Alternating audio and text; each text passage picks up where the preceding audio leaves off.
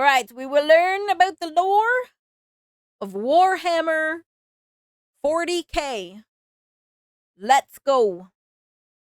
In the grim darkness of the 41st millennium exists the Empire of Man, a backwards carcass of an empire comprised of many devoted forces, gigantic robot knights, religious machine cultists, and incredibly heavily armored women, most likely with sweltering abs. And one must know what those abs taste like. Yep. And the metal booba.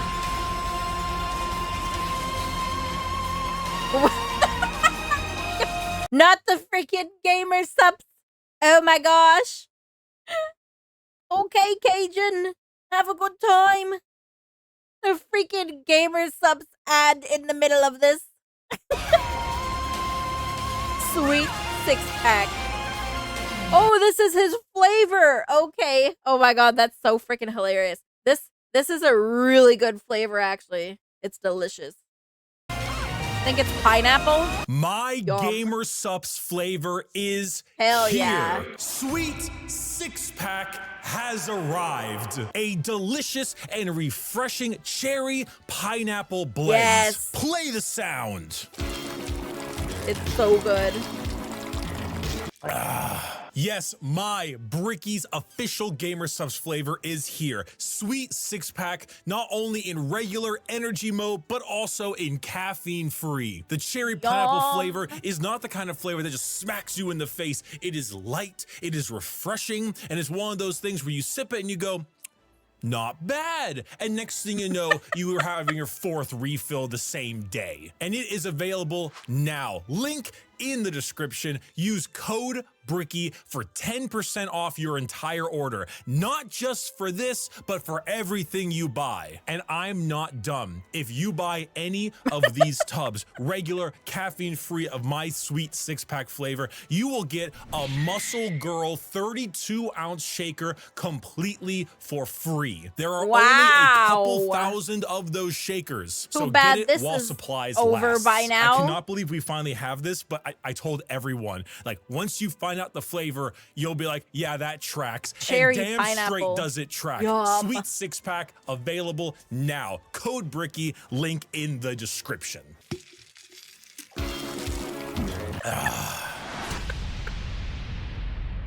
Gamer subs.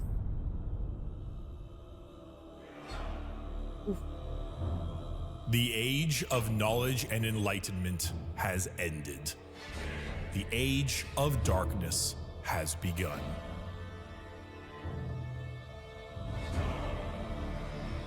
Roughly 60 million years ago, there existed aliens.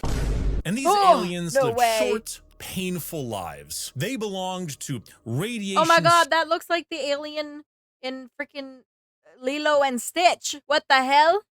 Painful lives. They belonged to radiation-stricken worlds and often died of various cancers before the age of 30. These aliens, the Necron tier, looked up to the stars and found extreme beings of real power. Beings with the ability to create life. Oh my gosh. The old ones of the galaxy. They asked these old ones for help. Please cure us of our ailments. To which the old ones said, piss off. So the Necron tier gathered together. No, frick you. You can stay ill. And did the sensible thing. They declared war upon these old beings and were promptly beaten into the dirt back to their short, painful lives. In the world of Warhammer, there is a hell. This hell is not like you and I know it. It's more of an afterlife, a place where dead souls end up. This place has many names: the Empyrean, the Sea of Souls, the Immaterium, and the Ether. But mostly, we just call it the Warp.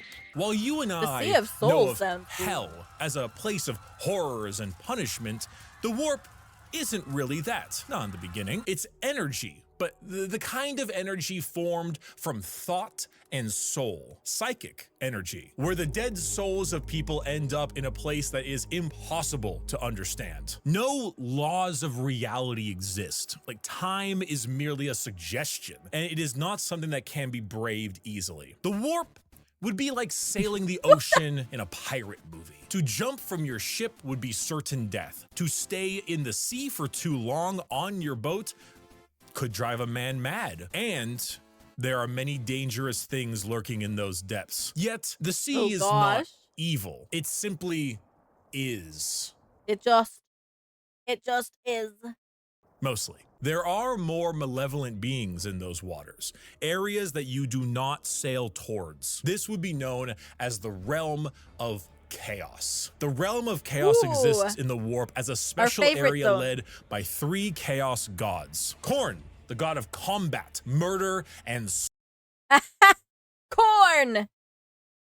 Hell yeah. With a pile of skulls taken in his name. Tzeentch, god of change, mystery, and deceit. A confusing paradox of lies, schemes, and sorceries. And Nurgle, god of rot, pestilence, and Genshin impact. All things rot in the end. And Grandfather Nurgle is waiting for you with open arms. These gods ruled their respective... I can't wait to meet Rot.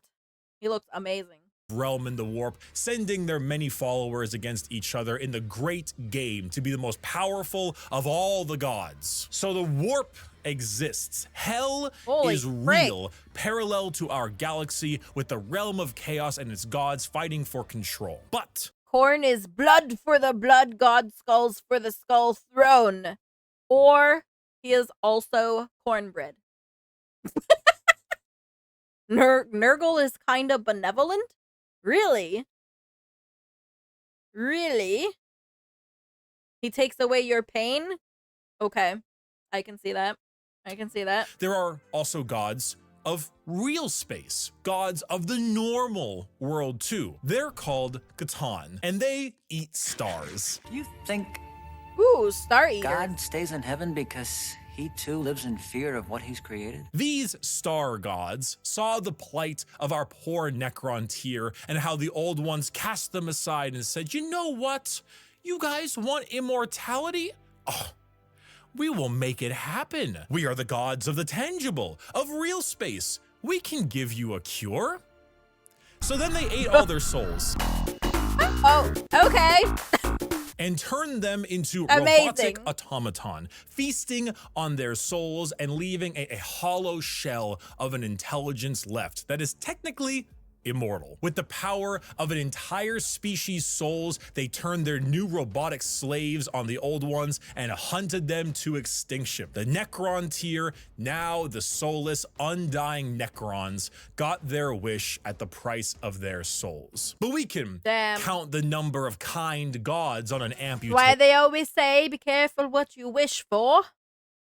hand. With time, the selfish star gods turned on each other, fighting one another for more chances at glory and power. With this, the leader of the Necrons, Zarek, the Silent King, the man who doomed his species when he accepted this deal, waited, planned, bide his time until he seized the perfect moment and turned his legions of undead citizens against the star gods. Gods cannot be killed, but they can be broken. So Zarek broke the star gods into thousands of pieces and locked them away in vaults, taking their free will away as they did to them, and sealed them away as basically Pokemon to be used as weapons in the future. Okay. Who's that Pokemon? It's Pikachu!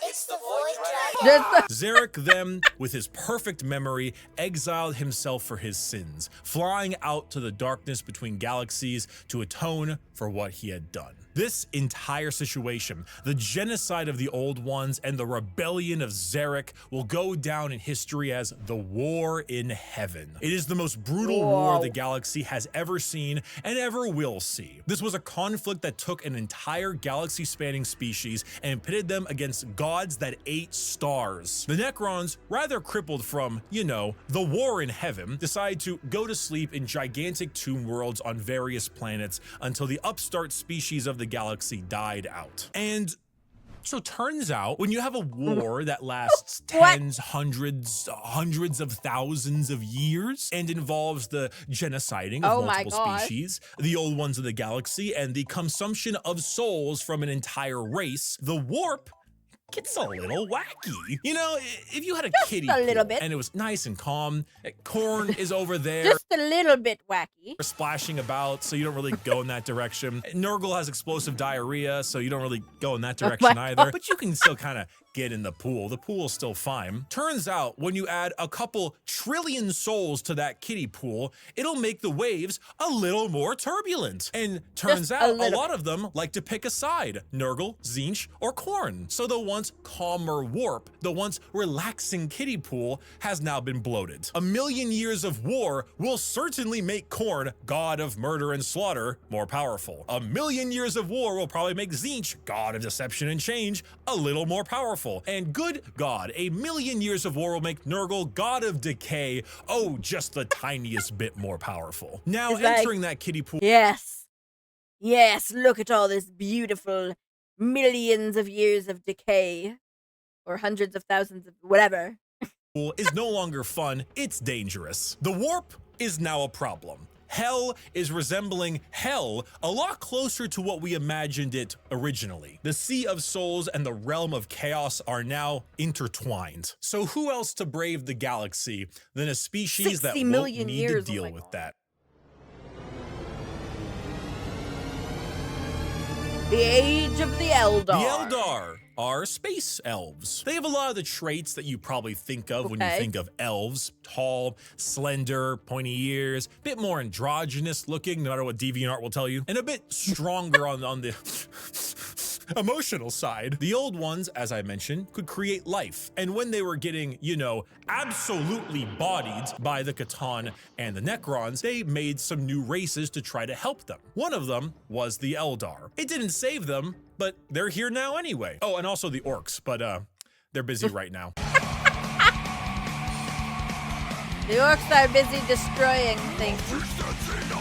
The Eldar are a particularly psychically powerful race, so they were really adept at being able to handle the new turbulent warp of chaos and good at killing Necrons, hence why they went to sleep. Being psychically gifted is basically like being a wizard, but you get your wizard powers from hell. This is called being a psyker. And basically, Psyker. if you want to do cool wizard shit like lightning from your hands or reading someone's mind, you can do that. But Yes. you siphon the energy to do that from the warp. Luckily, the Eldar are very God, good at okay. handling this without too many negative effects because, you know, summoning power from the Sea of Souls with the new Chaos friends can be a bit of an issue. But Eldar are pretty good at it. And you see, what's really cool and also awful about Warhammer is that most developed species travel long, faster than light distances by going through that warp. They create a tear in reality to unreality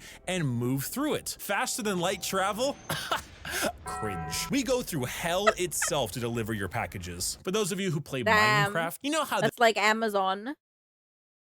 With their mines. They can pop planets with their mines. The Psychers can? What the frick? the What the nether frick? is like a pocket dimension. So moving 10 spaces in the nether is actually moving something like 1,000 in the real world. That's basically what warp travel is. Just much like in the nether, there are a lot of things that want to kill you. The Eldar found a way to do so in between realities. Not regular reality, not the warp, something else. A The web purgatory of sorts. A fabricated psychic realm that allowed them to travel without fearing the negative effects of the warp. The Eldar were the perfect fit for the new galaxy, and they took it with open arms and pointy ears. The empire of the Eldar spread everywhere, and it spread all the way until now. The 21st century. That's right. While you were watching NPC streams on TikTok, the space elves were ruling what the the hell galaxy, was that? and they did so for quite a long period of time. Rise of humanity.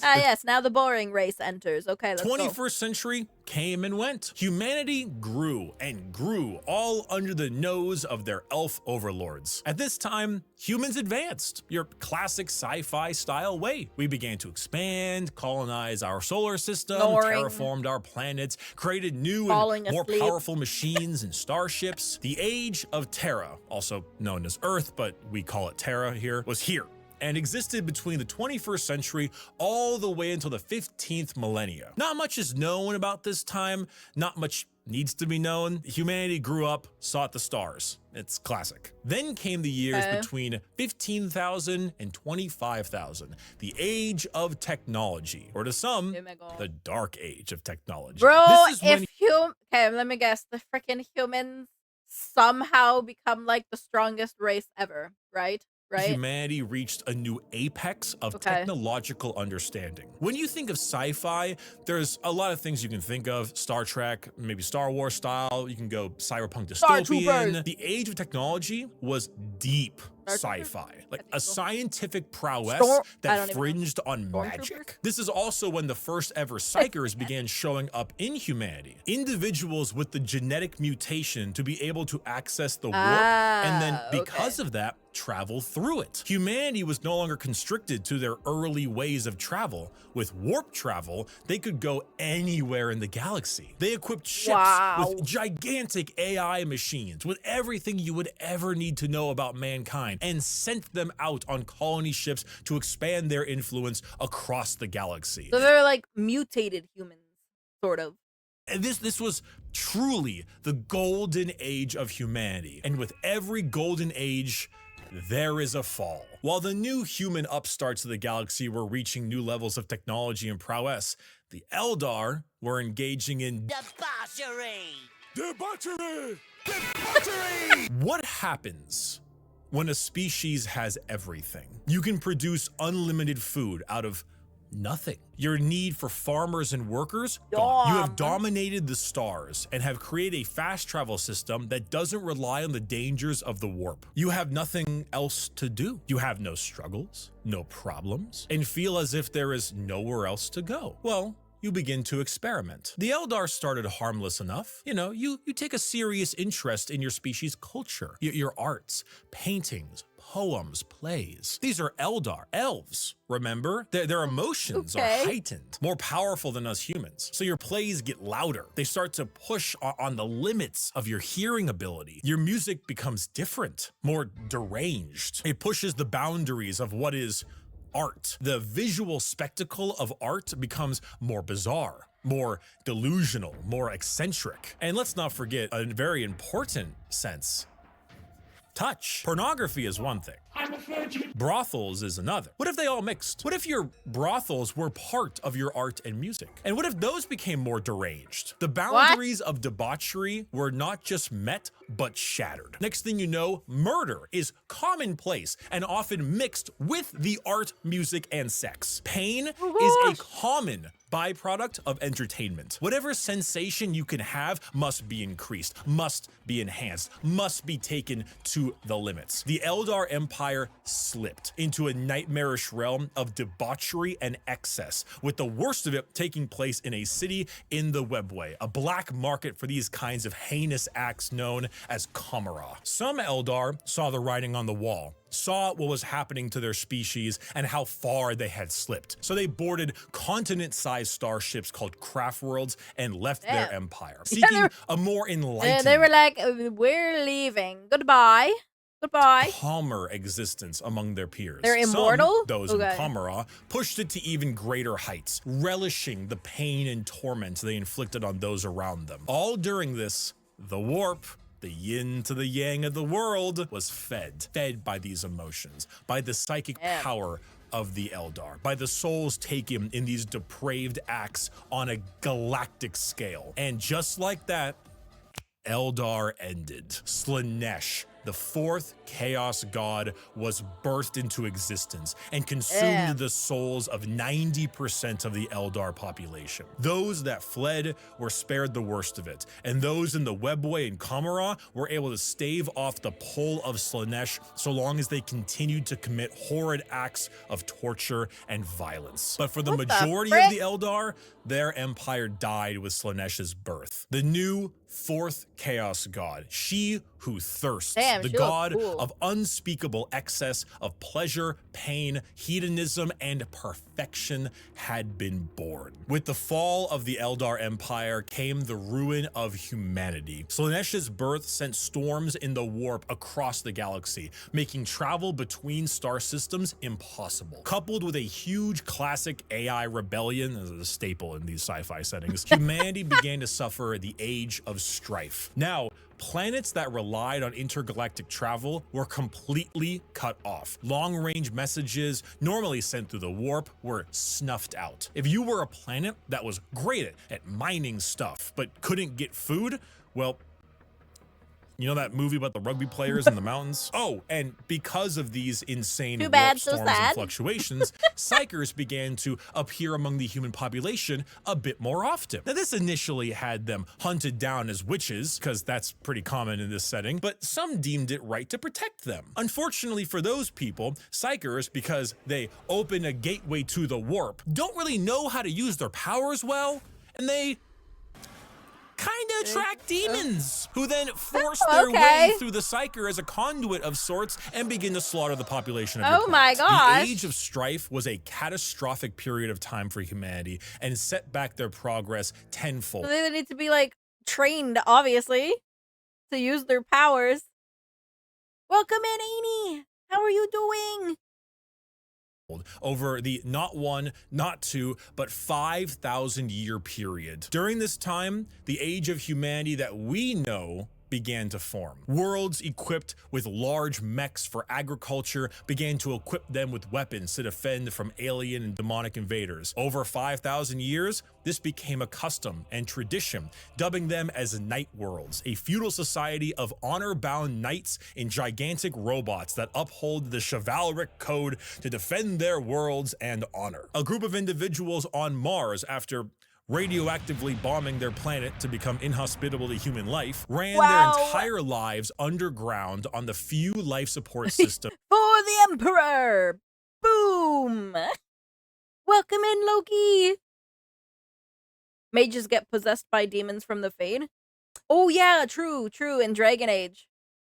Keeping them alive. Those technicians who could work on the machines and keep them operational were revered, and over 5,000 years went from skilled members of society to full-blown priests. The cult mechanicus, or tech priests of Mars, formed in the ashes of the Red Planet with a religious fervor and doctrine on the cult of the machine god. And on Earth, or Terra, techno-barbarian tribes waged war across the planet in a Mad Max style of blood and gore, until finally, a mysterious man who lived in the shadows of Terra for millennia finally revealed himself to the populace. His name was the Emperor. He deemed himself the Emperor of mankind. Where did he come from? Okay. I don't know. Why is he 10 feet tall and the most powerful psyker of all of mankind? Because. I don't know. Why is he basically immortal? I don't know. Where'd Cotton Eye Joe go? Who knows? But he's here, and he been Cotton Eye Joe.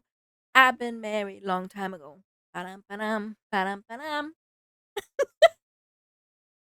He isn't happy with all of you ripping up Terra. So he began the Unification Wars, where he and a very early version of the famous Space Marines, the Thunder Warriors, reunited Terra under a single banner. With blood. Then, after taking over Earth, he reunited the Thunder Warriors into the fucking dirt. This is where we get the Imperium of Man, also known as the Imperium. The new faction headed by the Emperor of Mankind, with a treaty signed with the cult Mechanicus on Mars to spread out and reunite humanity after the catastrophic Age of Strife. But first, the Emperor is going to need some smaller versions of himself. 20 of them, 18 of them, I meant, gene-crafted sons of the strongest human to ever live. All of them possess unparalleled strategic power, intelligence, formidable strength and size, a real powerful force to unite humanity and stop the chaos of the current it's the freaking Full Metal Alchemist galaxy. Speaking of chaos, you ever seen that image of that guy? It's like throwing the baby like a basketball. It's about what happens. The Chaos Gods intervened and grabbed the 18 Primarch gestation pods and yeeted them across the galaxy at a whim, everywhere they could possibly go. A galactic game of keep away. So the Emperor had to get them back. So begins the Great Crusade, a crusade across the stars to reunite not just humanity, but the Emperor with his fallen sons. The first to be found was Horus, one of the strongest and most noble sons. The Emperor carried with him a legion of newly crafted warriors with genetic material made from their Primarch father. These are the newly made Space Marines. Space For Marines. Horus, his were the Luna Wolves. And as the Emperor continued on his great crusade, he found more and more of his sons, reuniting them with their individual Space Marine legions. Leman Russ, the cunning hunter with the Space Wolves. Rogel Dorm, the Phalanx with the Imperial Fists. Angron, the Barbarian, the very angry with his World Eaters. Fulgrim, What? the Perfect with his Emperor's Children. And Ooh. Jagatai Khan, the Swift, the Damn. Stoic, and Ew, his cool. white scars. Those were just some of the 18, and one by one his lost Primarch sons were returned to him, and their Space Marine legions returned to them. The Great Crusade saw humanity once again reconquer the stars, returning worlds of humanity back to the Imperium and killing any and all who stood against their noble crusade. But in the years of the 31st millennia, treachery would break this all apart. Horus Horus, heresy. the Emperor's most beloved and favored sons, named War Master for the Crusade, succumbed to the power of chaos and daddy issues, all because of that bastard Erebus. Yo, fuck Erebus. Slowly, Horus would become corrupted, turning the Emperor's sons against him. This begins the most pivotal moment in our story, and the one that has like 50 books written about it, the Horus heresy. Half, Oh, heresy, 9 of not the 18 hearsay, whatever. Primarchs turned against the Emperor, and the following years were a bloody battle for the throne of Terra. The Emperor originally was working on a special webway project, just like the Eldar, to make faster-than-light travel significantly easier and safer, really improve. Despite calling them his sons, treated them like nothing but tools. Yeah, kind of sounds like it. Like everyone's just tools apparently of war. Never-ending war. My gosh. Jagatai Khan is a Mongolian on a motorcycle with guns. That sounds awesome. Improve humanity to allow them to conquer the stars without the risk of the warp. Well, this big red idiot named Magnus kind of blew a hole into that, literally and figuratively. So Big E over there is stuck on a gigantic golden throne, holding back the oncoming rush of demons and powering the Astronomicon, basically a big North Star for people who are sailing in the warp to help them navigate. The Horus heresy saw many loyalists I was like, why does that sound familiar? Because it made me think of the Necronomicon. and traitor Which legions Jello pitted red. against each other in a bloody war until it reached Terra itself. Horus, unable to break through the lines and with time running out, made a gambit and opened his ship up to be boarded. The Emperor took this challenge, quickly allowing someone else to take control of the throne as he teleported his way onto Horus's flagship, the Vengeful Spirit. The Emperor, unable to truly kill his most beloved son, changed his mind right quick when Horus strangled the life out of his other son, Sanguinius. Oh my I'm sure god, you've seen okay. this image at some point. The Emperor then said, "I'm not gonna sugarcoat it," and proceeded to psychically blast Horus into complete oblivion, killing not only his body, but also his soul. Damn, okay. Horribly wounded from this duel, the Emperor is returned to the Golden Throne in order to keep the demons at bay and power the Astronomicon, because without it, humanity would be flying blind. There he sits, slowly dying from his wounds and the strain of powering the Golden Throne. The only thing keeping him alive is feeding upon the souls of 1,000 Psykers every single day. This was 10,000 years ago. We are now in the 41st millennium, modern day. Warhammer 40,000.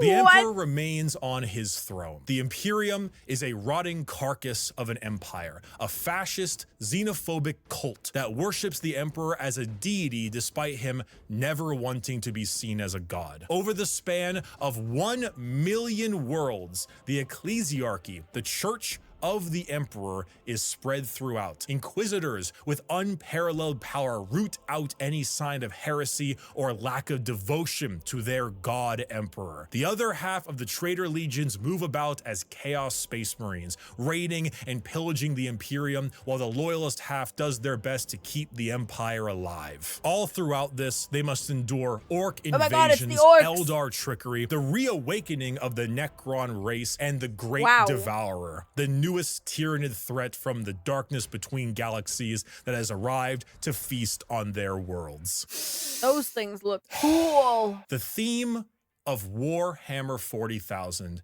is regression and intolerance. Every major faction in Warhammer has had an empire that spanned the galaxy only to be crushed back to a hollow shell of what they once were due to their own failings. Culture, the arts, personal freedom, religious tolerance, the simple possibility that alien life might not want to kill us is considered heretical and is often met with a pistol to the head. There is no time for these things. All there is time for is worship. I don't know, it seems like in this lore, everything wants to kill you. The God Emperor and a million wars no to peace, be fought. Ever. To be a human in the 41st millennia is 99% of the time to live a horrible existence. To be one of trillions of other humans across a million worlds throughout the galaxy. A galaxy where AI is outlawed, so humans are repurposed and lobotomized to become slaves. A place where lack of devotion is met with death. And if you even have devotion, there is a good chance the threats to the galaxy, chaos, and aliens will kill you anyway. Warhammer is a world where you revel in being bad. There are protagonists, there are antagonists, but every faction is some shade of evil. Because playing the bad guys is always more fun. And my friend, you have a selection. So pick up that lasgun soldier. You and the other 3 million men and women in this single deployment on this single world in this single battle will now show them the might of the God Emperor. That weapon in your hands has killed 99% of the alien populations in this galaxy. Unfortunately for you, soldier, you're fighting the final 1%. May the Emperor be with us. Glory to the first man to die, for in the grim darkness of the far future, there is only war. There's only war. Never ever peace.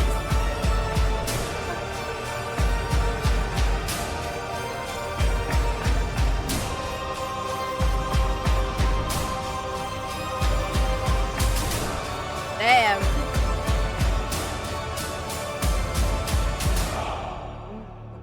That looked cool. Thank you, everyone. I hope I have helped teach you about Warhammer. If you are a brand new person and you want to get a bit more about the world, there are multiple books that do a great job at showing off how the entire universe operates. For the most part, Warhammer is a setting, and often stories are told in that setting with a Warhammer coat of paint. Gaunt's Ghosts is Band of Brothers, but Warhammer. It's honestly one of my #1 recommendations for new people. Assassinorum Kingmaker is an assassin novel involving those night worlds. This is Mission Impossible, but Warhammer. Bloodlines is Blade Runner, but Warhammer. And the list goes on and on. If I had to recommend a brand new novel for a first-time Warhammer enjoyer, these are the 4 I would recommend. Horus Rising, Caiaphas Cain, First and Only Gaunt's Ghosts, and Infinite and the Divine. They are all fantastic novels, and they will get you acquainted with the world without needing to know too much. Thank you all so much for watching this video. Get yourself a Gamer Subs flavor, enjoy the new sweet 6-pack, and if you're curious and you want, you know, just a little lord, you can find him in the description as well on my merchandise store, orchid8.com. Thank you for watching, and may the God Emperor be with us. Come on. Oh yes, what is the fun fact? Damn. There was some intense lore. It's always so interesting how people can come up with such, like, detailed lore for their games and stuff like this. They say the life of a Astra Militarum guy, an Imperial Guard, a human with nothing special, It is said their expected time alive on the battlefield is something like 15 minutes because averagely they throw tens of thousands, if not millions, of bodies at one fight that most die. If you survive a fight longer than a few days, you might have gone from a grunt soldier to a leader with how many die. Wow! Only friggin' 15 minutes. What the hell? Oh my god, 2.5 hour videos. Holy, how is there that much lore? Oh, I get, yeah, 30 years. Damn. 30 years of lore. Yeah, that would add up for sure. You haven't seen Commissar Yarrick? Who is that?